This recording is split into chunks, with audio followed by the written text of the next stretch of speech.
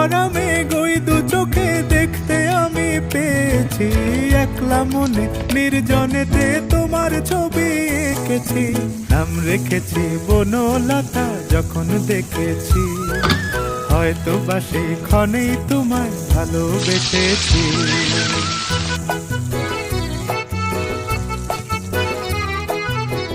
বনলতা কথা হয়ো না গো কুণ্ঠিতা,